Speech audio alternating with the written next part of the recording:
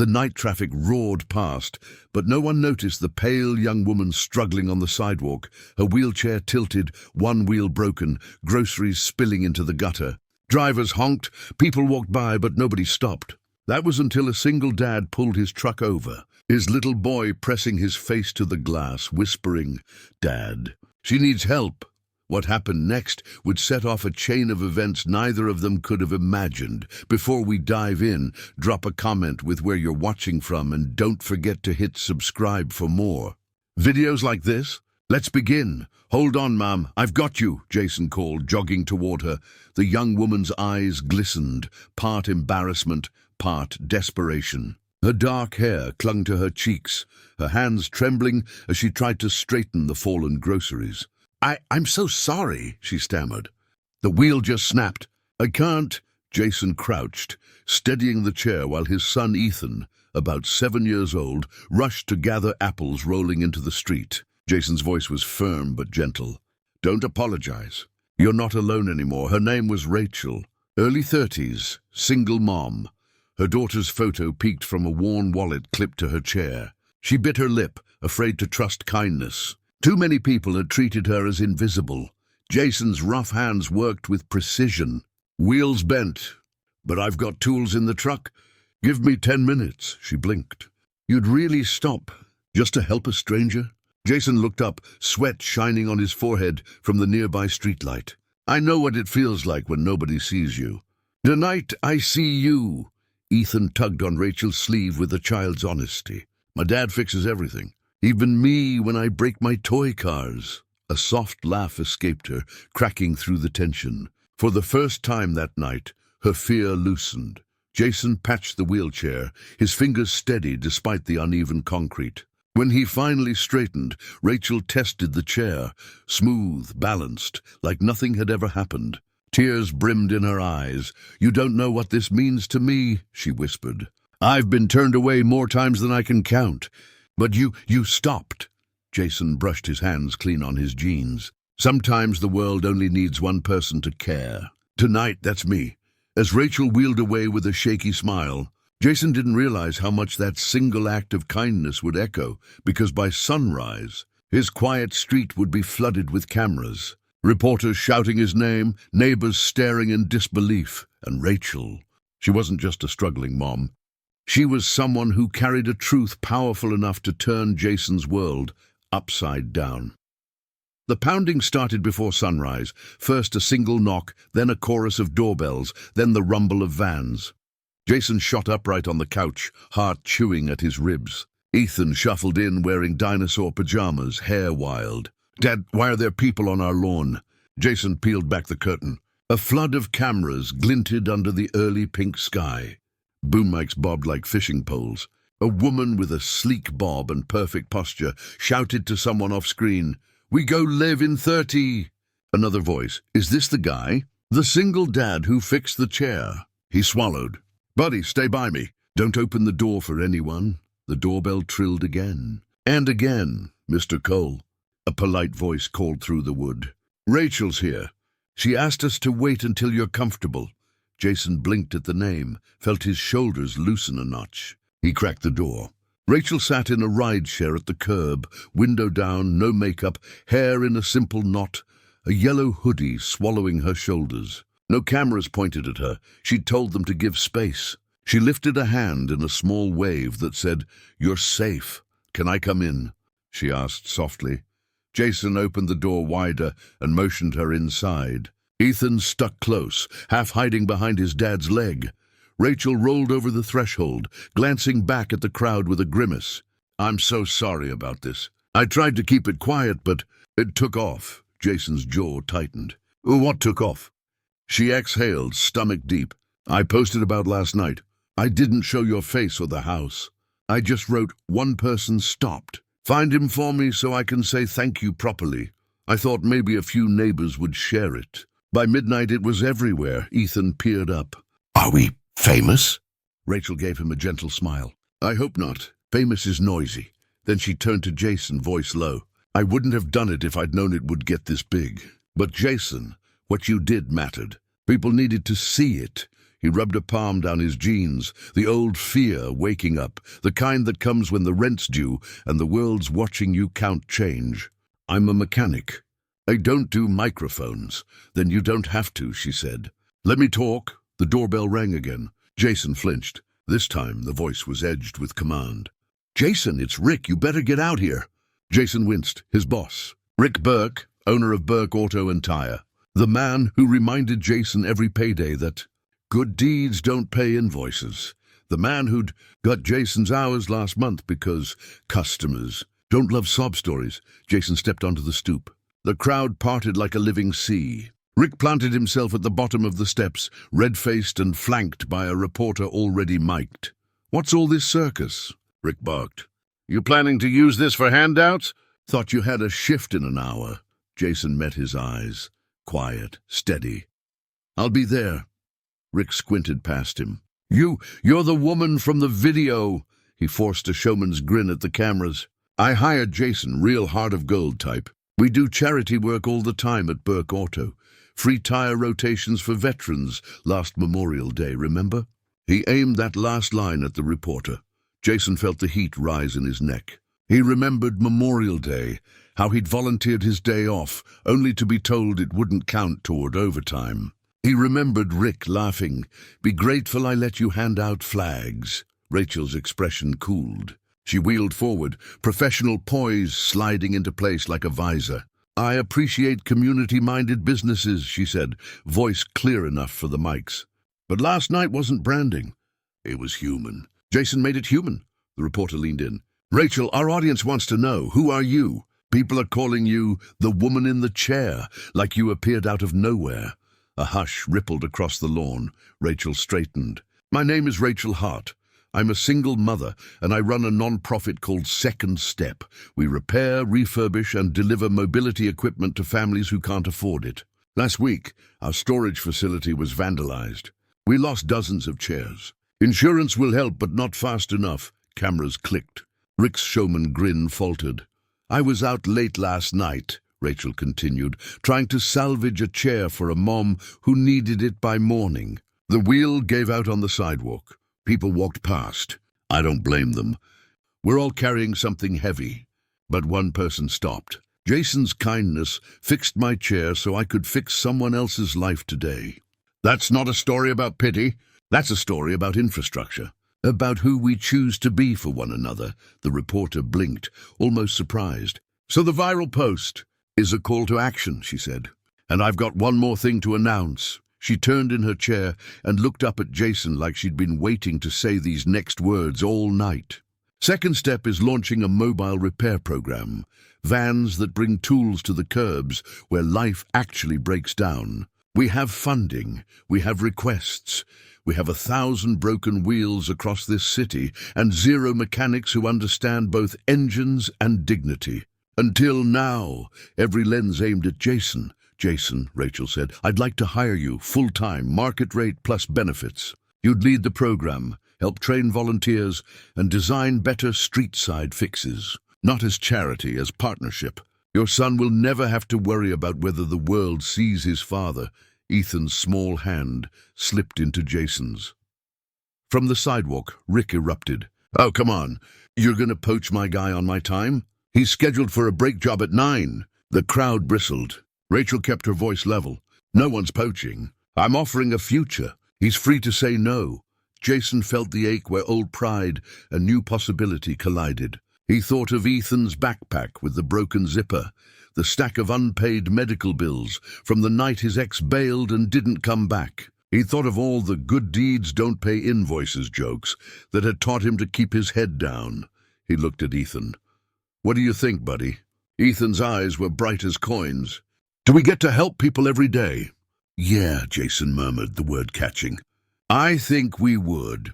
Rachel reached into her hoodie pocket and pulled out a folded paper, smoothed from being opened 100 times. She offered it with both hands. This is a letter from a little girl named Maddie.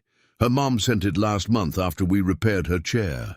Maddie drew herself on a playground in the middle, between the swings and the slide. The caption says, I can go where the kids go now. That's it. That's the job. Jason took the letter like it might break. The drawing was ordinary, even clumsy, but the joy in the stick figure's arms was a flare in the chest. He cleared his throat. "I want that job." The lawn erupted, murmurs scribbling a few scattered claps. Rick threw up his hands. "Fine! Have fun tightening bolts for sob stories. Don't come crawling back when the cameras leave." Ethan stiffened. Jason put a steady palm on his shoulder and turned back to the mics. His voice was low, but it carried. "There's a difference between spotlight and daylight. Spotlights burn out. Daylight keeps coming." He glanced at Rachel. "I'll take daylight."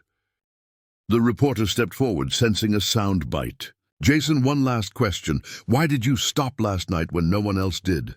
Jason thought about the apples rolling into the gutter, about how Rachel had said sorry for existing, about Ethan's small voice. "Dad, she needs help." "Because my son was watching," he said simply. "And I want him to grow up in a world where the right thing doesn't need an audience." Silence pressed in, heavy and reverent. Even the cameras seemed to lean closer, humming like they understood. Rachel turned slightly, lowering her voice just for him. "I meant it last night when I said you weren't alone. That was true then, it's true now, and it'll be true when the vans get a flat and we're elbow-deep in Greece at 2 a.m. Jason laughed, unexpected, light. "You know how to sell a dream," she grinned back. "I know how to tell the truth." He looked out over the lawn and saw neighbors he barely knew standing shoulder to shoulder. Pajama pants and bathrobes, coffee cups steaming in the morning chill. Mrs. Delgado from 3 houses down raised a thermos like a toast. An older man with a Marine Corps hat gave a nod that said, "I see you." Across the street, a teenager in a hoodie lifted his phone, then slowly lowered it, deciding to live the moment rather than record it. Something unclenched in Jason's chest. The old script that said kindness is a detour, that decency is a luxury you buy after the bills are paid. He felt it loosen and fall away. Maybe the revenge he'd wanted against a hard world wasn't a headline or a payday. Maybe it was building something that outlasted a news cycle. Maybe it was turning a broken wheel into a way forward, again and again, until even the cynics had to admit that daylight keeps coming. Rachel paged a producer and gestured for the cameras to step back. "Give them a minute," she said. "This isn't content. This is a beginning." Jason glanced at Ethan. "Pancakes to celebrate." Ethan bounced. "With chocolate chips?" Jason nodded. "With chocolate chips," Rachel smiled. "And after breakfast, if you're still in, we'll tour the shop second step borrowed after the vandalism. Then we'll plan our first mobile route." Jason reached for the doorknob, then paused and looked over his shoulder at the crowd, not defiant, not apologetic. "Just present, we'll talk later," he told the reporters. "Today we've got work to do." He closed the door on the noise and opened a skillet, the scent of batter blooming warm and sweet. Ethan set the table, careful and proud. Rachel unfolded the letter again, smoothing its wrinkles on the counter, like a map of where they were headed.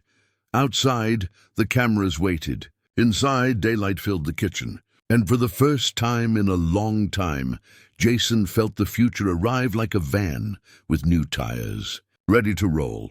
The noise outside slowly thinned after the morning storm of cameras, but the echo of it all clung to Jason's chest. He flipped pancakes while Ethan hummed, drumming his fork on the table. Rachel sat nearby, sipping coffee Jason had nervously offered. The kitchen felt too small for the weight of what had just happened. Reporters, job offers, and a future Jason had never dared imagine. Rachel placed the letter from little Maddie back into her hoodie pocket, glancing at Jason. "I know it's overwhelming." "You didn't ask for this," Jason shrugged, eyes on the skillet. "Overwhelming's one word. Terrifying might be better." He slid a pancake onto Ethan's plate. "But my son asked me if we could help people every day. That made the decision simple." Rachel's smile was quiet, but there was steel beneath it. "That's why you're the right one. Too many people say they want to help until it costs them something. You gave your time and hands last night without expecting anything." Jason set the spatula down and finally looked at her. "But what about you? The internet loves a story one day, then chews it apart the next. Doesn't this put a target on your back?" She exhaled, gaze dropping to the floor. "It already did. The vandalism at our warehouse? That wasn't random. We've been pushing against people who make too much money off overpriced medical equipment. They don't like seeing a non-profit prove you can fix things for pennies instead of thousands. Jason felt a knot tighten in his gut. So you're telling me helping you isn't just about flat tires and loose bolts? It's about standing up against people who'd rather see folks crawl than roll. Rachel met his eyes again. Exactly. You ready for that kind of fight? Jason didn't answer right away.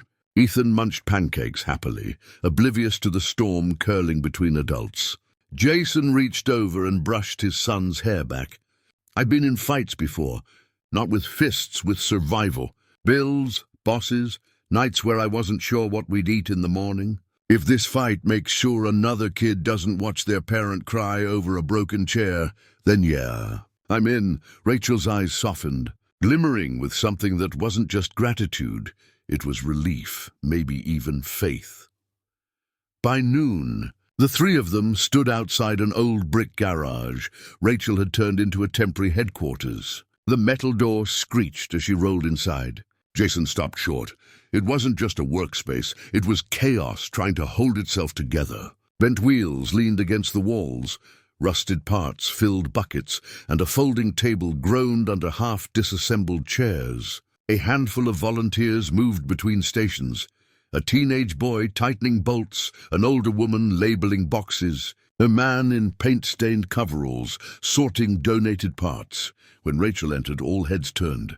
The room seemed to breathe easier. Everyone, she said, her voice carrying authority without force. This is Jason. He's the reason I made it here last night. He's also our new lead for the mobile repair program. Jason raised a hand awkwardly. Hi, the teenager grinned. You're the guy from the video. Jason chuckled. Guess so. But forget the video. I'm just here to make sure these wheels keep moving. An older woman stepped forward. You stopped when no one else did. That means something. Welcome, son. Jason swallowed hard. He wasn't used to welcome. He was used to nods, dismissals, or orders barked by bosses like Rick. But this felt like belonging. Hours blurred into grease and laughter. Jason's hands found their rhythm again, tightening, aligning, patching. He showed the teenage boy, Matt, how to realign bearings. He helped the older woman, Mrs. Clara, adjust grips for arthritic hands. He even let Ethan fetch tools and test wheels, his boy running little races across the garage floor while Rachel shook her head, smiling. But beneath the rhythm, shadows lingered. Jason noticed Rachel's phone buzzing nonstop. Each time, she silenced it quickly, her jaw tightening. Finally, during a break, he asked, "Who keeps calling?" She hesitated, then handed him the phone. Dozens of missed calls from unknown. A string of messages popped up in bold letters. "Stop what you're doing." That's warning. Jason's stomach dropped. You weren't exaggerating. Someone's trying to scare you. Rachel's voice was low. It started months ago. Broken locks, threatening letters. The vandalism was the worst yet. But I'm not backing down. Jason rubbed a hand over his face. They're going to keep pushing. And if I'm standing next to you, they'll come after me too. Rachel's eyes searched his. Do you want out? No shame if you do. You've got Ethan to protect. Jason looked at his son across the garage, laughing as he spun a chair in circles. He thought about the cameras this morning, about Rick's sneer, about the countless nights he'd tucked Ethan in while silently wondering how much longer he could keep holding things together. No, he said finally. His voice was steady, anchored. I want in, because my boy deserves to see me fight for something bigger than survival. And because you shouldn't have to stand alone. Rachel's breath trembled, then steadied.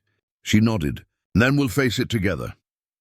That night, after Ethan was asleep on a cot in the corner, Jason stayed behind with Rachel to lock up. The street outside was quiet, shadows stretching under the street lamps. Rachel wheeled up beside him, a tired smile tugging at her lips. You changed the whole energy today, she said softly. People look at me like I'm supposed to hold everything together. But when you walked in, they remembered we're all supposed to hold each other. Jason leaned against the door frame. Funny, I feel like I finally found a place I don't have to hold everything alone. They stood in silence for a long moment. The air thick with exhaustion, gratitude, and something unspoken. Then a sharp crash split the night. Glass shattered inside the garage. Jason spun, heart racing. He rushed toward the sound, Rachel close behind. At the far end of the workshop, a brick lay among shards of glass. A note was tied around it. Jason snatched it up, fury building, scrawled in thick black ink, "Stop fixing what we profit from, or next time it won't be windows." Rachel's face paled, but her voice was steady. "They want us afraid." Jason clenched the brick until his knuckles whitened. "They picked the wrong people." Rachel's gaze locked with his. "Then we fight back." Jason looked around the shattered glass, the broken promise of safety. His chest burned, not with fear but with resolve. "Not tomorrow. Not later. Now." Rachel's eyes flashed. "Now," she agreed, and in that moment, amid the shards and shadows, Jason realized his life had shifted forever. He wasn't just a single dad patching broken wheels. He was part of something bigger, darker and more dangerous, but also more alive than anything he'd ever known. For the first time in years, he felt like the fight ahead wasn't just about surviving. It was about building a world worth surviving in. And as the street outside hummed with unseen threats, Jason whispered to himself, almost like a vow, "Daylight's coming, no matter how dark they make the night."